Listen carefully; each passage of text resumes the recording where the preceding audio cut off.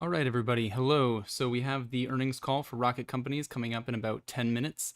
This is the press release that they put out with all of the different information. So let's go through it a little bit so we know what to expect going into the earnings call. We have net revenue of 2.7 billion, adjusted revenue of 1.9 billion. So there's an $800 million difference that's coming in from GAAP discrepancies. Delivered net income of 1 billion, adjusted net revenue of just under 300 million. So again, about a 0.7 billion dollar difference there, which again is attributable to special circumstances that we'll get into. Achieved best Q1 purchase and cash out refinance originations in Rocket Company's history. This honestly is a little bit surprising. I mean, if you go back and look at my video from the last quarter 4 of 2021, I was optimistic that even in a slight pullback of the real estate market, that Rocket Companies might still be able to perform well because although they are the leader in mortgages, they still don't have the market share that finance companies typically do when they're the market leader. So there's a lot of growth potential for Rocket Companies in the mortgage industry, which made me optimistic that they could grow through any sort of pullback. However, it's still nice to see that it actually is sort of coming through, especially, cash out refinance originations. I expected those to be, maybe a little bit down or flat. So to see that they're actually still continuing up, despite the fact that we are starting to see a little bit of a real estate pullback, that's pretty good in my opinion. That's a pretty good sign of Rocket Company's health and their positioning and their continued growth potential. If you don't know, Rocket Companies is actually a holding company, so they have quite a number of subsidiary companies. One that I didn't actually realize was a subsidiary is Truebill. And I don't know if you guys have noticed this as well, but everywhere I go, I seem to get Truebill advertisements. So I'm not sure how targeted that is to the fact that I work in finance, and so often I'm looking at, finance related things. I'm Googling finance related things. But still, I don't think it's entirely attributable to that because, for example, yesterday I was in Miami and looking around, there was a bus that had a Truebill advertisement on it. There was also a billboard that had a Truebill advertisement, and that's in addition to, the sort of Instagram ads and Google ads that I get related to Truebill. So it's interesting. I would imagine that Truebill is growing pretty quickly just based on their advertising volume. But of course, mortgage remains the primary growth driver of Rocket Companies. So Rocket delivered a solid performance in the first quarter, achieved our best Q1 volume in purchase and cash out refinances, even as rates rose rapidly. So yeah, very impressive. I'm very impressed with that. As we move into the year, we will successfully navigate the mortgage and real estate headwinds by protecting margin and profitability while continuing to invest. Blah, blah. Let's go down to a bit more hard details here. Yeah, diluted EPS for GAAP is 40 cents a share compared to 107. So this is down pretty substantially from same quarter last year. Adjusted diluted EPS, so adjusted again means non-GAAP, so they're adjusting for special sort of one-time events. Still down pretty substantially from 91 cents in quarter 1 2021 to 15 cents quarter 1 2022. So that's worth watching. Again, not necessarily totally unexpected, given that we're experiencing a pretty heavy pullback in general. In stocks in terms of consumer spending a little bit, we're seeing that as well. I would expect that to sort of progress for the next at least couple quarters, if not longer. But nevertheless, they are still profitable, right? We still have positive EPS, which is good, especially for a growth company. That's somewhat rare. You can see a lot of growth companies are, deeply in the negative range. So to see that this company is still making money, even as things are getting a bit worse, that's very nice. All right, first quarter highlights. Generated total revenue, we talked about that, represents a 41% and 51% decline compared to Q1 2021 levels. And again, this is not entirely unexpected. Part of this also is due to the auto industry. So if you remember, 2021 was a pretty crazy year for autos. starting in 2020, going well through 2021, and even extending a bit until now. We have had a lot of used cars selling for far more than the MSRP value of new cars, which is just utterly ridiculous and unsustainable, but it was happening. And that was partly fueled by basically subprime auto loans. It's also fueled by a lot of stimulus and tax credits. And it's been fueled by people moving, right? Somebody moves from California to Tennessee or to Texas or to Florida, and they sell their old car, they buy a new car. And so that basically increased all of the net sales through auto loans. And Rocket Companies has Rocket Auto, and they do auto loans in addition to mortgages. So part of that pullback is just the fact that the auto industry is cooling off, in addition to the fact that the mortgage industry is cooling off a bit. So let's see what else we have here. Rocket Mortgage generated $54 billion in mortgage origination closed loan volume. Gain on sale margin was 3.01%. Included one-time benefits due to the rapid move in bond markets, which increased gain on sale margin by 15 basis points. So that's interesting. Generated net income of $1 billion, adjusted net income of $293 million. Net income margin was 39%. That's very good. Our adjusted net income margin was 15%. You know, it's incredible. You look at a company like Rocket Companies, which is right now, I would say, you know, it's getting hit like a lot of growth companies are. But then you can compare it to some other companies which used to be traded by similar retail traders like Oatly. And Oatly's margins are frankly not that great. You know, they aim, I think, for like 10 to 12%. And you know, here we have the adjusted net income margin of this, you know, finance company as being 15%, which is pretty nice, especially considering that frequently it's the case that large finance companies will become a bit complacent and their margins will sometimes compress. So as a company gets older and older, a finance company, you'll often see that its margins sort of just become lower and lower and lower as the company gets bloated. One thing I really like about Rocket Companies is the fact that the culture has been sort of built in a very sustainable way. So Dan Gilbert, the guy who originally founded Rocket Companies, I have some respect for. He has done a lot of hard things in his life, and he generally builds companies with some real emphasis on long-term value. You know, as a person, he has been dedicated to like reinvesting into his hometown of Detroit, rebuilding things. Generally, he's more of a sustainable guy in terms of let's do things that work for the long term. So he's instilled that a lot into Rocket Companies as their culture, and I think that's largely responsible for why they've been able to maintain, you know, sort of higher margins rather than decaying rapidly as many finance companies do. Let's see. So grew servicing book unpaid principal balance to 546 billion, roughly flat from December and up 17% from March 31st, 2021. Servicing portfolio includes 2.6 million clients. Gotcha. Let's see, what else do we have that's relevant? We covered that. Client retention rate was 92% over 12 months. That's very good.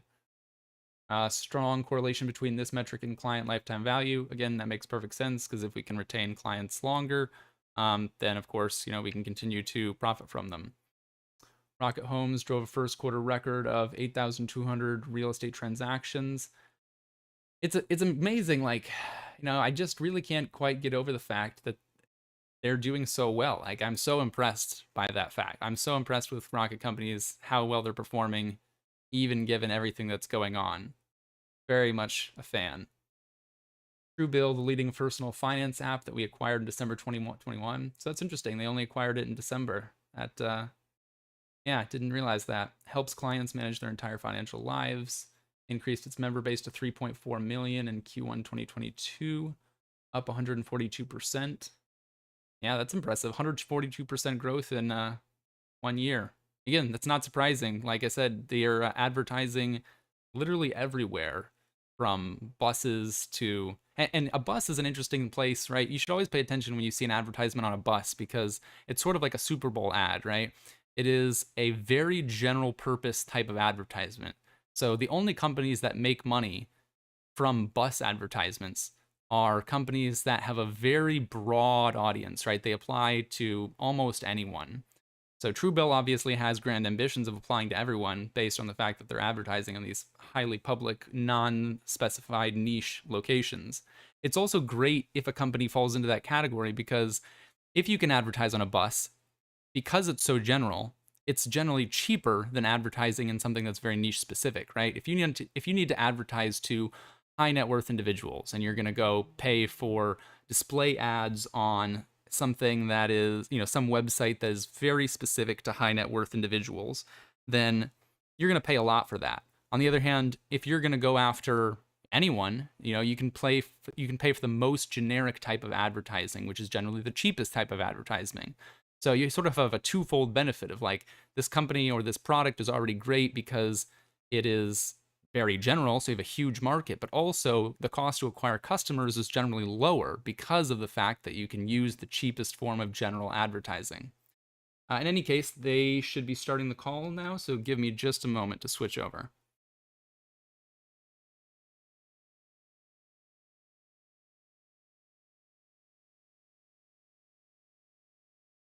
Can also be found on our earnings release issued earlier today, as well as our filings with the SEC. And with that, I'll turn things over to Jay Farner to get us started. Jay? Thank you, Sharon. Good afternoon and welcome to the Rocket Companies earnings call for the first quarter of 2022. On today's call, I'll share how Rocket will continue to navigate and win in today's rapidly evolving market.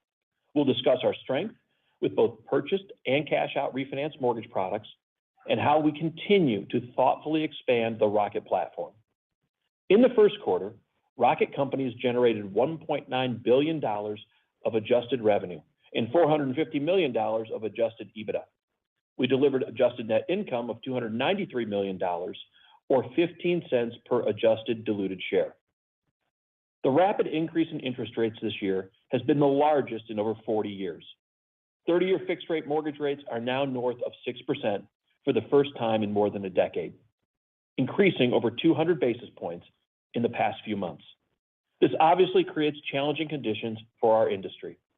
Rocket Companies has always navigated successfully through turbulent times by protecting our margin and our profitability, while continuing to invest in technology and marketing to grow market share. We will emerge stronger, grow market share through the cycle, and reap the benefits as the ultimate market winner. As we look forward, our second quarter guidance of $35 to $40 billion of closed loan volume reflects the impact of a market experiencing unprecedented rate increases.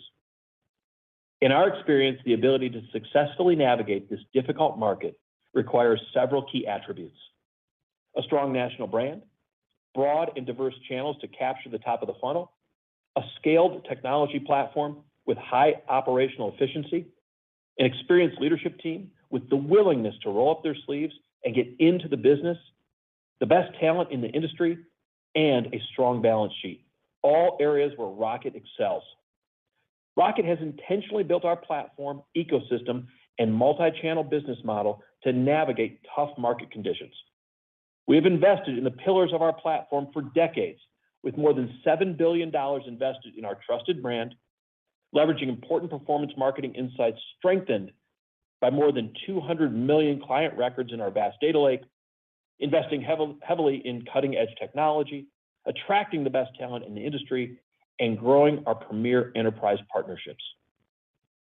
Of significant importance is the fact that our servicing book has grown substantially and benefits from a rising rate environment. Servicing rights represent a $6.4 billion asset as of March 31st, growing 19% quarter over quarter, while maintaining an industry best retention rate of 92%. Our servicing portfolio alone generates $1.4 billion of annualized recurring cash revenue. Turning to our capital position, the $4.4 billion of available cash and cash used for self-funding, along with our mortgage servicing rights, represent a total of $10.8 billion of asset value on our balance sheet as of March 31st, or $5.49 per share. Rocket has amassed the financial strength and scale to weather the ebbs and flows of the market, while also maintaining the flexibility to expand our platform through strategic acquisitions if and when the right opportunity presents itself. We will be disciplined with expenses during this changing market. And in the second quarter, we've taken significant cost reduction measures that included implementing a voluntary career transition program to certain team members, reducing our production costs, including renegotiating large vendor contracts, and shifting our marketing spend. We continue to review every aspect of our cost structure and are committed to running an efficient and effective business. Julie will dive deeper into these specifics in a few minutes. Our strong capital position and operating efficiencies allow us to be thoughtful about expenses while maintaining flexibility to invest in key strategic areas that set us up well for the long term. While we expect challenging times ahead, there are bright spots in the industry. Home values have risen to new highs, creating $26 trillion of available equity. Home buying demand remains strong, particularly from first-time home buyers and millennials, currently the largest generation by population.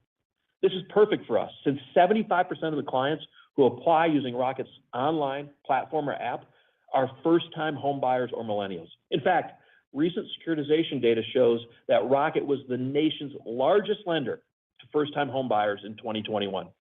Beyond purchase, this client pool represents a tremendous future opportunity when the market is once again ripe for rate and term refinances. As the market has shifted from rate and term refinance in 2020 and 2021, today's predominantly purchase and cash out refinance market, Rocket's ecosystem has shown its ability to provide a strategic advantage. We had our best first quarter ever for purchase mortgages and cash out refinances, driving more than 80% of our overall mortgage origination volume.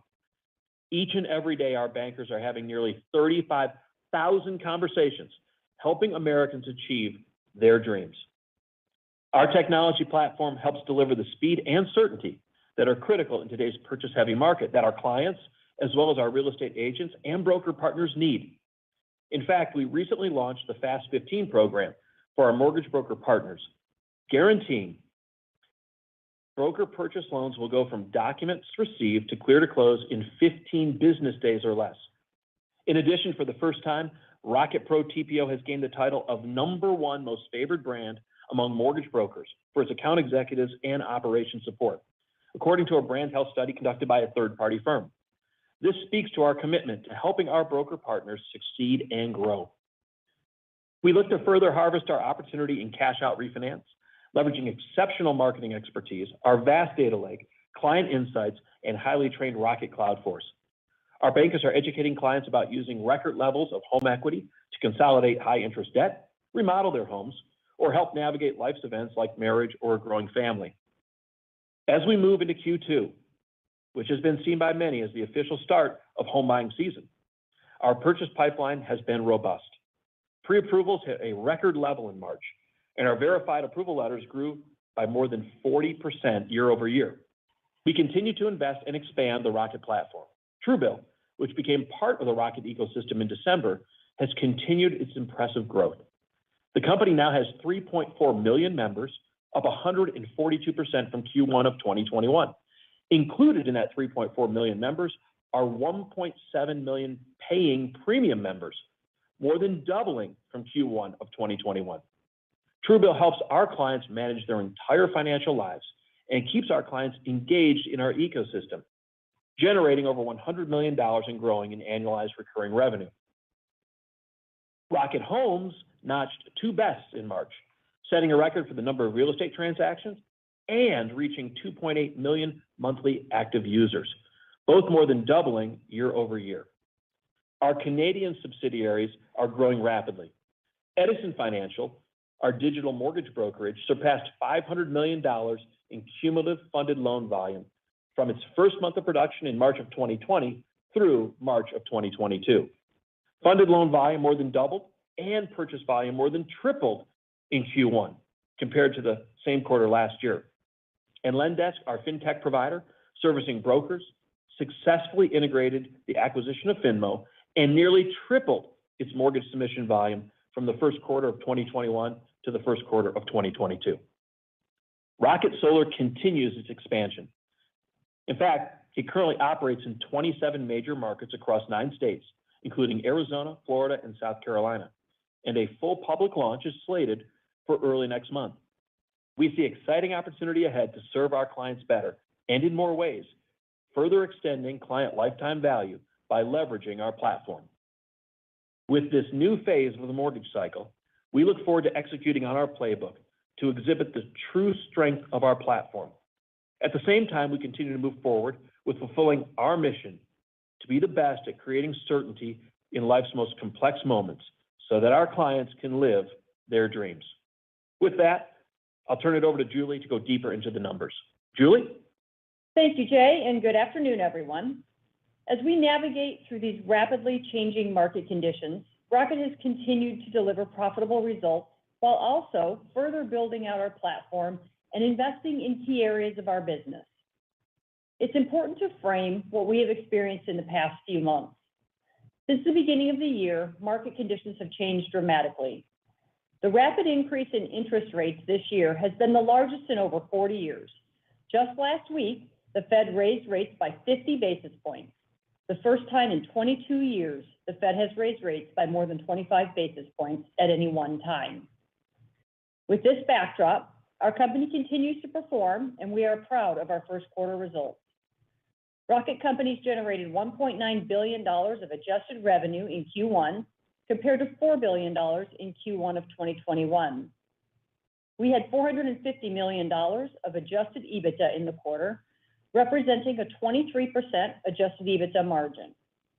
We delivered GAAP net income of $1 billion, or 40 cents per diluted share, and adjusted net income of $293 million, or 15 cents per adjusted diluted share. We generated closed loan volume of $54 billion during the quarter and net rate locks of $49.6 billion at a gain on sale margin of 301 basis points. As Jay mentioned, demand for purchase and cash out refinance remains robust. The rise in home values has spurred demand for cash out refinance transactions. As we are seeing in our own pipeline, purchase demand remains strong with record levels of pre-approvals in March. Looking ahead to Q2, we expect our business to face headwinds due to the rapid increase in rates that has occurred year to date. For the second quarter, we expect closed loan volume in the range of $35 to $40 billion and net rate lock volume between $31 and $38 billion. We expect second quarter gain on sale margin to be in the range of 260 to 290 basis points. Our gain on sale margin in the first quarter included a few one-time benefits due to the rapid move in bond markets, which lifted Q1 gain on sale margin by 15 basis points.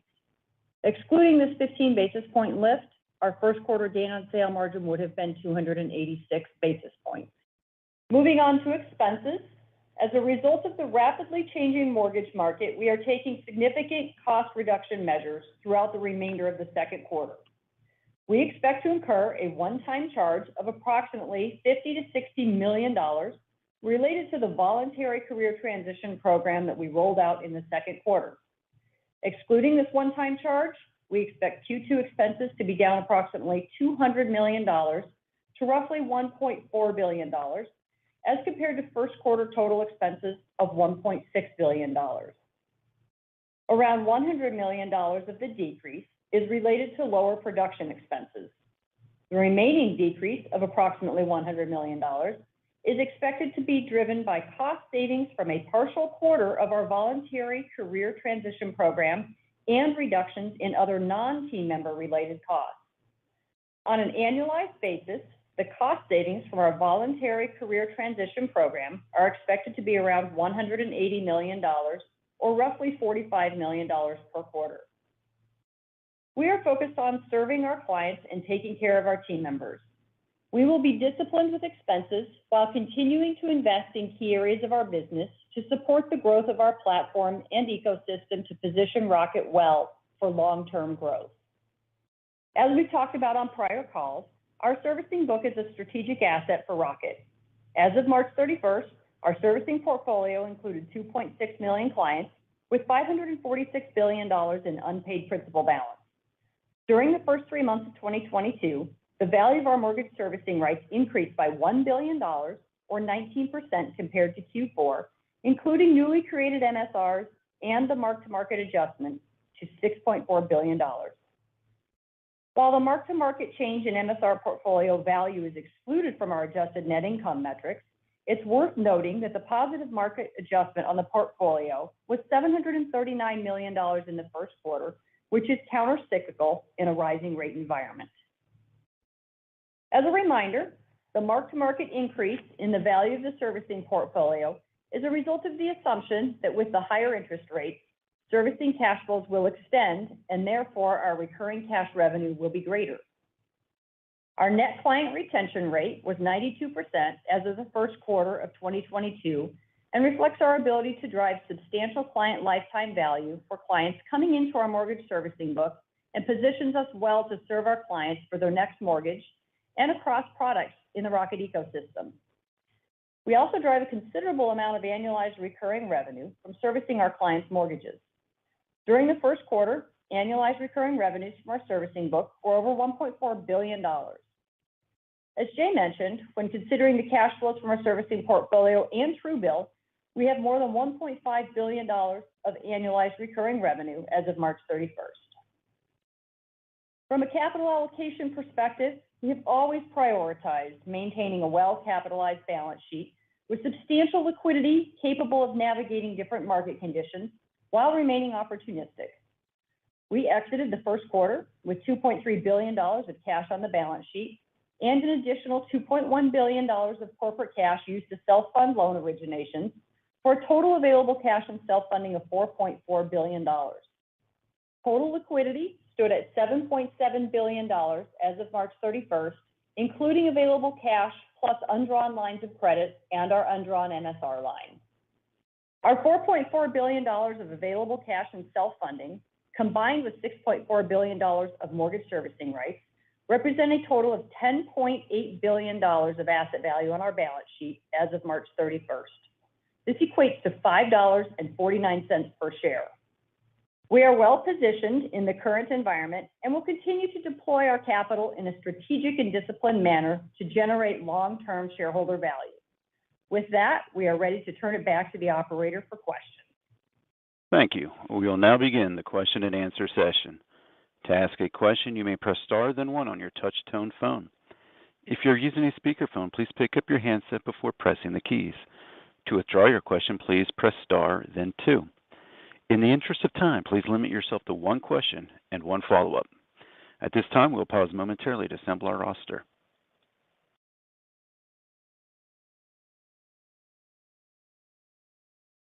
Our first question comes from Ryan Nash from Goldman Sachs. Please go ahead. Hey, good evening, everyone.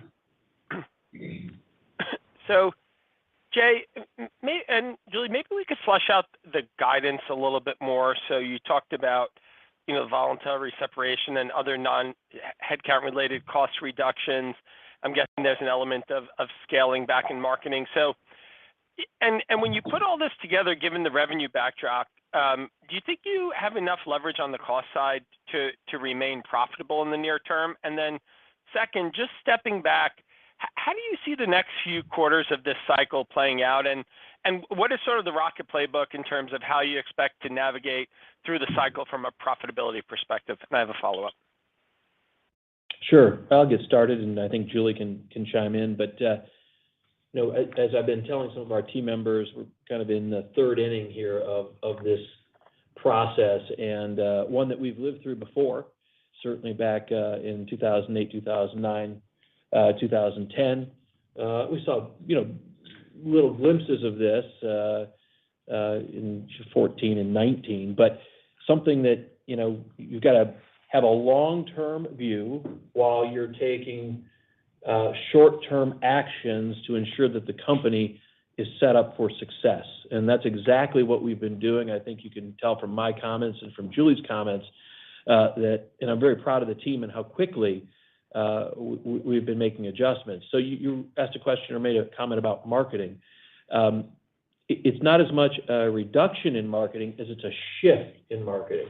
And so as you start thinking about performance marketing opportunities, what we're starting to see is finally now capacity beginning to come out of the industry. And that's the first step in the process, is that you've got to see that capacity that was built up to handle, $4.5 trillion come out to more of a $2 trillion or $2.5 trillion market, which I think where we think we're going to be at.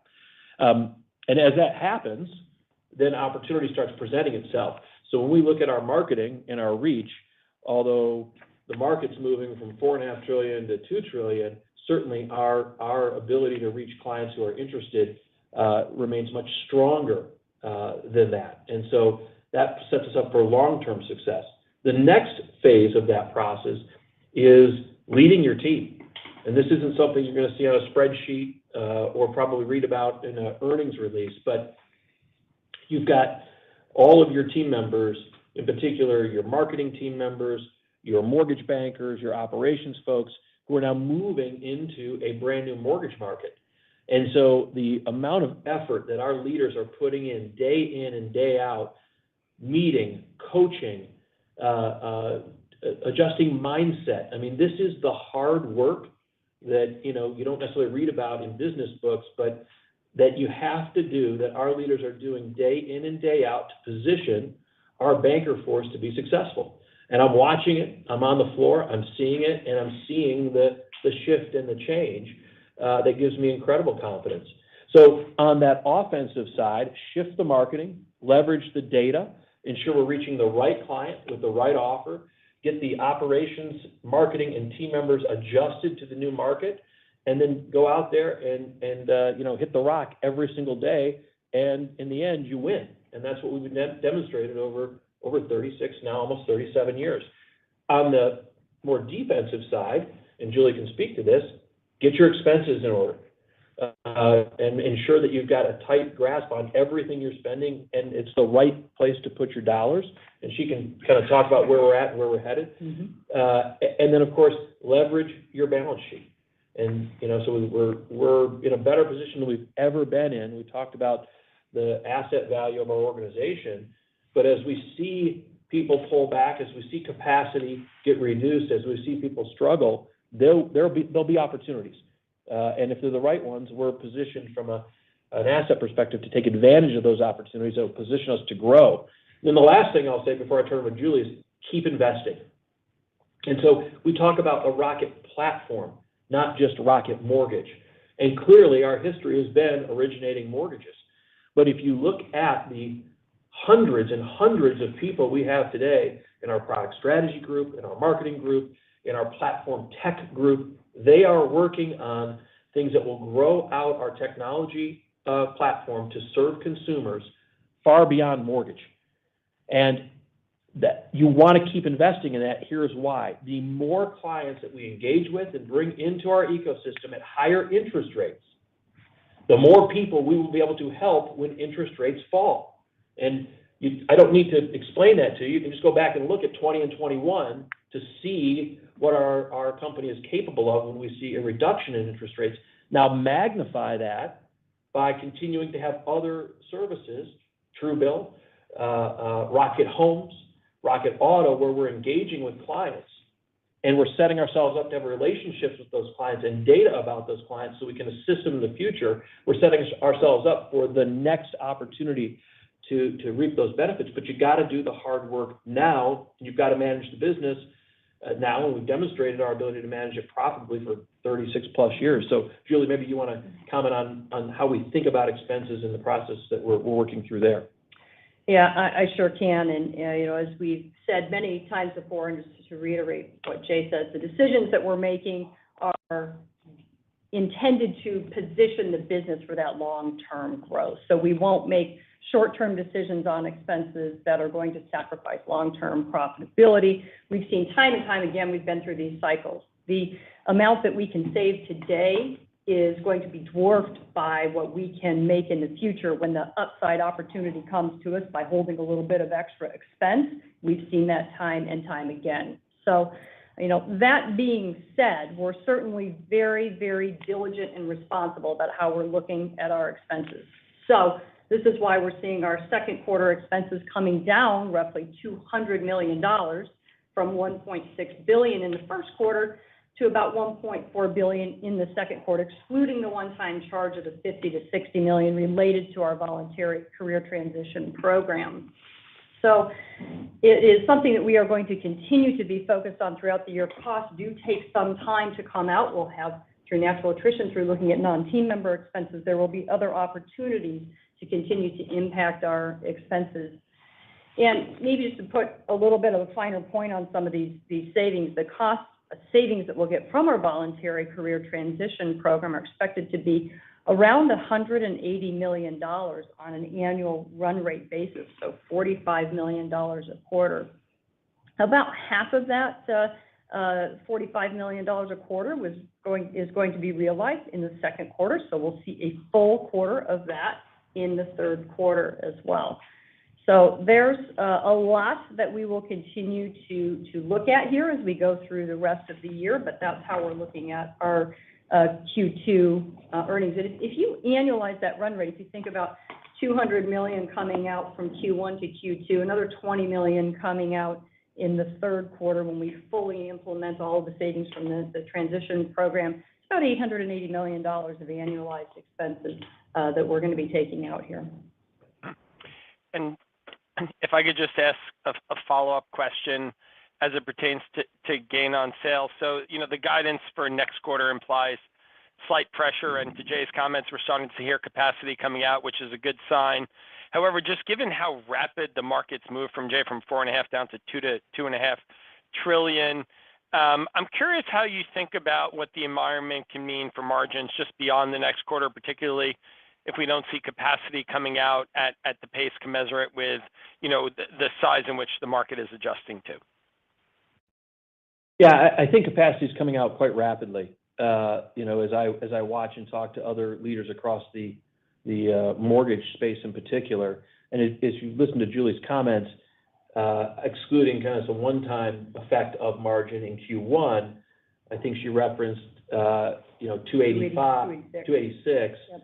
And then if you look at the guidance that she provided for Q2, I think it's kind of in the similar ballpark. 260 to 290. 260 to 290. So I think you're seeing us kind of in a range that we've seen in the past as well. Yeah, I think that's right, Jay. As you look at margins from 2020 into 2021, by the second quarter of 2021, I think we were at 278 for gain on sale margin. You kind of see it hold steady, Q3, 305, then to 282 in the fourth quarter. 301, as I mentioned, that would have been 286. So as you look at our guidance, 260 to 290, it really is leveling out here over the past several quarters. Our next question comes from Doug Harter from Credit Suisse. Please go ahead. Jay, just following up on a comment you made about wanting to kind of invest and get as many higher coupon customers. How do you think about MSR purchases and using that liquidity that you have to possibly invest in MSRs? Yeah, a very good question, and certainly one of the ways that we can continue to add to the servicing book, especially in a rising rate market. I'll tell you there's some important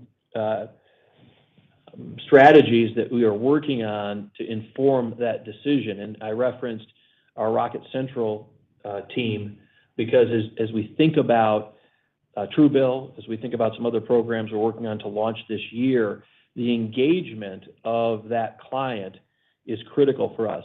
As the number one servicer ranked by J.D. Power, we're already at an advantage if we purchase MSRs because people are going to have a great experience coming on our servicing platform. But it's also important to remember when we buy an MSR, the client doesn't have the opportunity to originate through our system, and so they don't have that experience to kind of rely on. So in developing and then employing these other engagement tools that we're working on, so as we purchase MSR, we can extend the lifetime value of that client, has been our mission. And you see our 92% retention rate, and we know that works, and that of course gives us great confidence that we want to continue to bring clients onto our book because we know in the future we'll reap the benefits. But the next strategic move is to build out or continue to build out these additional components of our platform because they do exactly what you're asking. They engage clients that we purchase if we purchase as an MSR and kind of turn their conversion rate similar to ones that we would originate, and that's a very strategic advantage to us. So I'm sure as we continue forward this year in subsequent calls, we'll talk more about the work that we're doing there. So important strategy, being really thoughtful about it, but also wanting to make sure that we've got all of the components that we think are critical to maximizing the lifetime value of those MSRs that we bring on the platform. Yeah, and maybe while we're on the topic of MSRs, just to put some numbers around that, in 2021, we did spend about $200 million of capital acquiring MSRs. So it is something that we are in the market looking at these potential opportunities, and if there's one that makes sense for us for the reasons that Jay just mentioned, we're going to take that opportunity. That asset is a very strategic one for us for many reasons. In terms of value, just year to date, in the first quarter, the asset increased by about $739 million. As interest rates continue to rise, that asset becomes more and more valuable as those cash flows continue to expand. In fact, through April, it's up about another $250 million in value to us, so nearly $1 billion now. Interest rates at June 30th will ultimately depend or determine where that total value is for the quarter, but it's very, very valuable to us. Yeah, and the last thing I'll mention that maybe people kind of catch people off guard. Sometimes people will say, well, you want to buy MSRs at a lower weighted average cost or interest rate because you want to refinance it. I suppose in a falling rate market, it's always beneficial, but actually now it benefits us to be buying MSRs at a higher weighted average coupon because we set ourselves up to take advantage of that opportunity with that client when it's appropriate in the future. So that's, again, back to the lifetime value and our retention rate and all the things that we're building give us a strategic advantage to even be purchasing these MSRs at a higher interest rate level. So you'll see us, continue to lean in as time goes on there. Thank you. The next question comes from Kevin Barker from Piper Sandler. Please go ahead. Good afternoon. I just wanted to dig in a little bit further in regards to the volume that you're producing. I mean, obviously cash out refis are a large portion of it. You started to increase a significant amount of purchase volume, but it's still not quite keeping pace, or it appears it's not quite keeping pace with the direction of purchase volume relative to the market. Meanwhile, you have an enormous amount of cash, and your leverage is the lowest we've seen in a while. You have tangible common equity ratio of 34%. It would appear you have, a significant amount of, cash that you could deploy. Why not look to, maybe some strategic acquisitions that could be accretive to your equity and potentially increase your capacity to garner more purchase originations, and then at the same time, you can apply some of the Rocket technology to make those operations more efficient on some of those acquisitions. Love to hear your thoughts on that. Yeah. Well, first, I think when we look at the record level of pre-approvals that we were able to originate in Q1, when we look at, I think, setting a record for the most purchase volume closed in Q1 compared to any other Q1 we've had, we continue to see traction in purchase.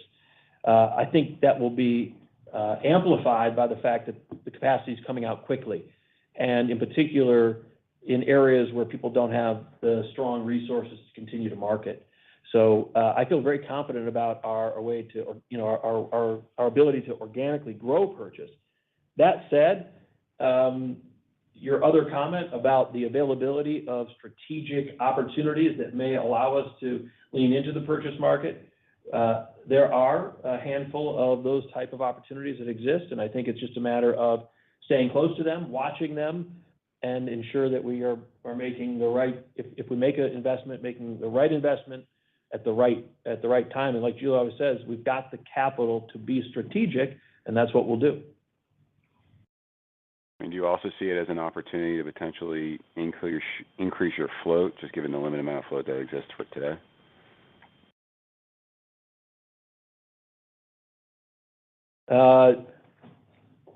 I don't know about increasing the float. I think we see it as an opportunity to be buying our shares back as I've been doing, or we've been doing at this point in time. So.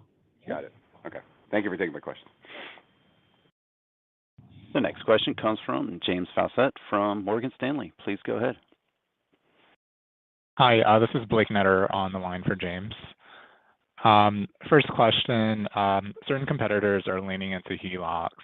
In addition, the cash out refi is a means of making up for the decline in refi volumes. Is that something you consider, given that you currently aren't in the HELOC space, as far as I'm aware? And what are some of the puts and takes there?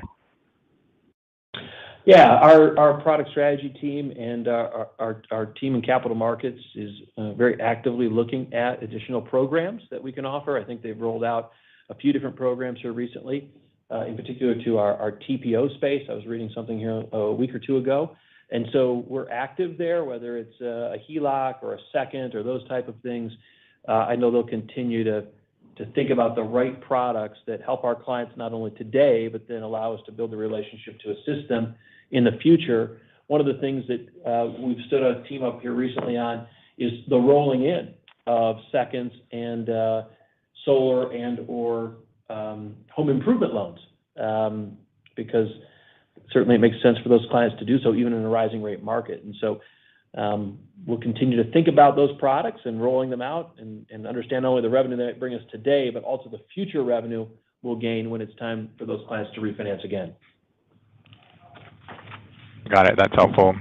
And then moving on, given the recent volatility in rates, can you discuss any challenges you faced in terms of hedging your pipeline, and how big of an uptick have you seen, if any, around hedging costs?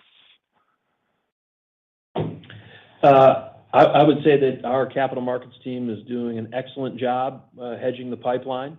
And think about where our pipeline was here a year or so ago. From a size perspective, it's well in hand, and very pleased with the results that they've been delivering.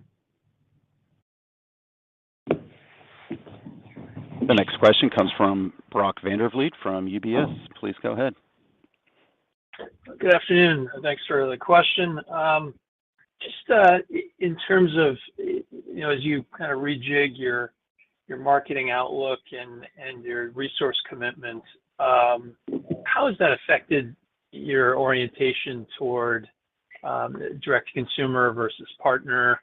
In this rate backdrop, how has that orientation changed, if at all? How should we think about that? Yeah, very good question. Look, all of we're leaning into all of our different channels. Some we have more direct control over than others. And so from a direct to consumer perspective, that gives us the ability to make adjustments almost at an hourly basis in terms of how we market, how we allocate leads, all of those things. So we're probably most active there. I was really pleased to see the third-party survey that was given to us here just a week or two ago. We're now in the wholesale space. We're the most favored brand based on our account executives and operations group. We know we've been delivering excellent service in that space, but it's great for a third party to reiterate that fact. And our broker partners have been asking for more assistance as they think about having to grow out their marketing platform in a more challenging market. So we're providing that assistance to those partners. And some of our other relationships are more long-term and strategic. So as we leverage our Salesforce partnership and start integrating with banking institutions, these are not relationships that are going to, we're focused on driving revenue in a month or two. These are long-standing relationships where the focus is the next 2, 3, 4 years, and the ability for us to be plugged in directly to these financial institutions will allow us to grow at scale down the road. So we're not taking hey, how's the originations today approach there? We're really being more thoughtful about what kind of originations can that drive in the years to come, especially in years where we start seeing interest rates drop back down again, whether that's 4, 6, 8. No one can predict exactly when that will happen, but when it happens, with all that tech work being done, fully integrated, it will just accelerate our ability to take advantage of a lowering rate market in the future.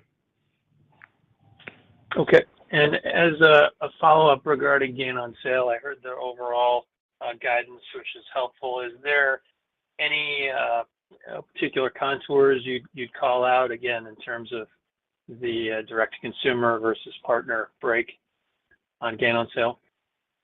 No, it's really been fairly consistent quarter over quarter. The next question comes from Ryan McKeveny from Zelman & Associates. Please go ahead. Hi, thank you very much. So looking around the fintech space broadly, there's obviously a lot of turmoil as rates have moved higher and the necessity of profits and cash flow come into focus. So in relation to your business, obviously the mortgage business has remained profitable and cash generative, but you've also continued expanding in the newer aspects of the platform, whether it's auto or Rocket Homes or solar or Truebill. And I believe in the past you've referenced the profit-first approach when expanding into new segments. So I guess if you can comment, how do you feel about your positioning today for continued investment and expansion in those non-mortgage businesses?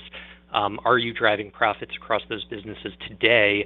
And I guess given what's going on from a macro or competitive dynamic across the fintech space, any change in the outlook for just how you see those businesses growing and penetrating the market moving forward?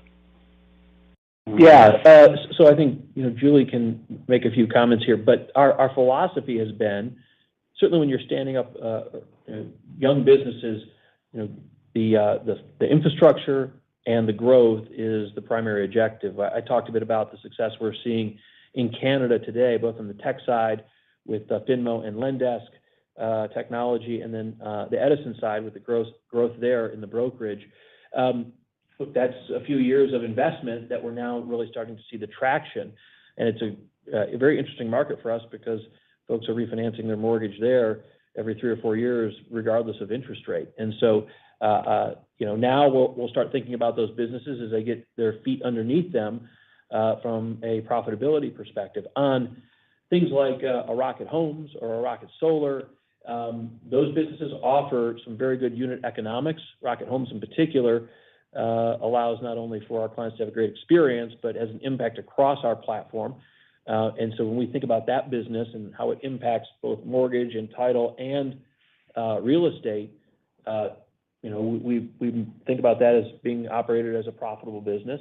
And solar, although early on in its growth, and I announced the fact that here in a month or so we're going to have our client-facing website will be launched, but the unit economics there are quite good, and especially the interest that our current client base is showing in these states, which of course gives us a virtually incredibly low CAC on that client. So we think about that as a business that can grow, but also can move to profitability fairly quickly. And that's really where Julie's been focused, is across the board, ensuring that we're being very thoughtful about how we manage these businesses to ensure that we're in a strong position as today and in the future. That's right. Yes, and today those businesses are in various maturity stages in their life cycle, and we're investing in some, and others are profitable on their own. Some of them we're going to continue to invest for the next several quarters here as they continue to get their feet under them. But from an ecosystem perspective, and there's lift that we get in other aspects of the business, the mortgage business, from those other new startup businesses and vice versa. So it's also about what we gain as a company as a whole from each of those businesses working together and the synergies that we get in addition to the individual profitability of those businesses. But we do have certainly a path to each one of those being profitable beyond the investment phase. That's great. Helpful. Thanks, Jay and Julie. So one more question, just back to capital allocation. I know this has somewhat been asked, but obviously with the strong balance sheet, but an uncertain macro environment, and I guess just looking at what's been done thus far, obviously, pretty significant capital returns via special dividends and share repurchases. So I guess how should we think about the capital allocation priorities and plans for shareholder returns into, what is looking to be a more uncertain backdrop going forward? Yeah, it's a good question. And if you look at cumulatively now, we have bought back 25.3 million shares and have executed 359 million of our $1 billion buyback program at this point. So We're continuing to look at the opportunity there to buy back shares. As we've said in the past and talked about on this call, we're always going to look at investing in the business first. You saw us purchase Truebill just here in the fourth quarter and continue to look for opportunities there. We do think they're kind of early on in the cycle here to see additional opportunities come to market just yet. Returning capital to shareholders through buybacks will be something that we continue to look at, and nothing's changed per se in the way we look at our capital structure from what we said in the past. Our last question comes from Richard Shane from J.P. Morgan. Please go ahead. Thanks, everybody, for taking my question. Two questions. First, there was a conversation about MSR and the impact of higher rates, but ultimately, MSR valuations are really a function of CPRs. And as we sort of approach what's likely to be a terminal CPR, how much more room do you think there is for appreciation of the servicing rights? Yeah, that's a great question. As we do see CPR floors get kind of closer and closer, the upside that we have is less significant. Now, I just said $250 million is the quarter to date in Q2 increase. So there's still room for increase.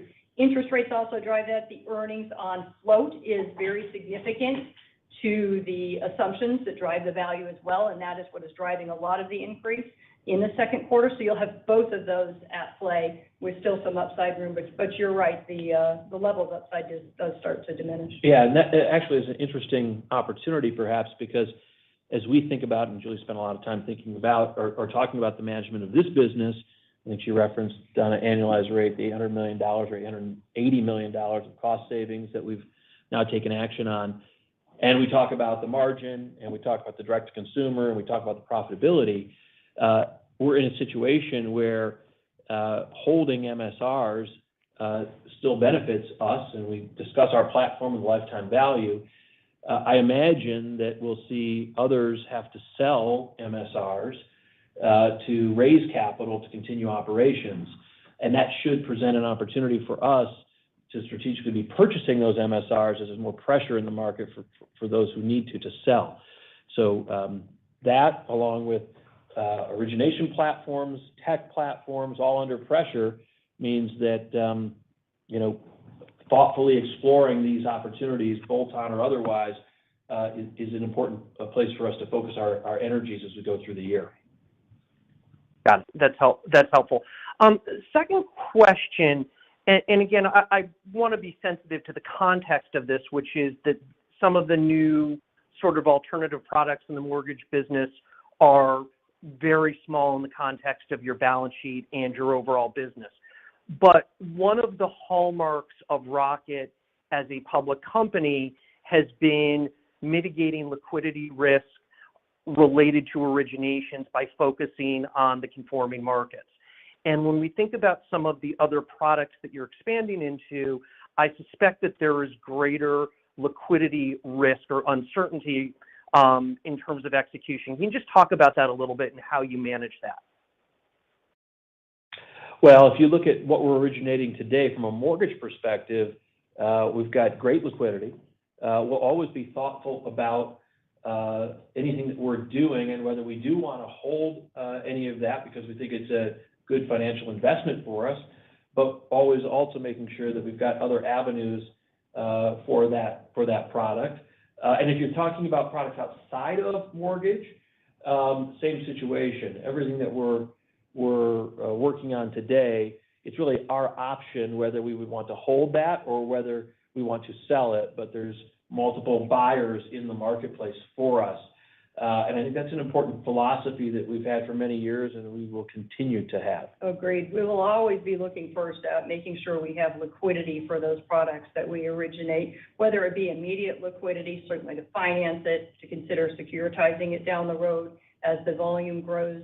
And that's always first and foremost in our minds as we're setting up. And I think this is a great place to end because life is one of those situations where you're living in the moment. Sometimes it's very challenging to see past the month you just lived or the month that you're in, and it's critical that we keep a long-term view like we have for many decades now of this business. So originating a product that today might add a little bit of revenue to the top line of our business, but has a concern around liquidity would be something that we would not be interested in doing. Our focus would be on making sure our business is strong, because it's not a matter of if, but when rates shift, change, and move, and there's opportunity, the key is that you're there, that you can move quickly, that you have capacity, and you have a strong company.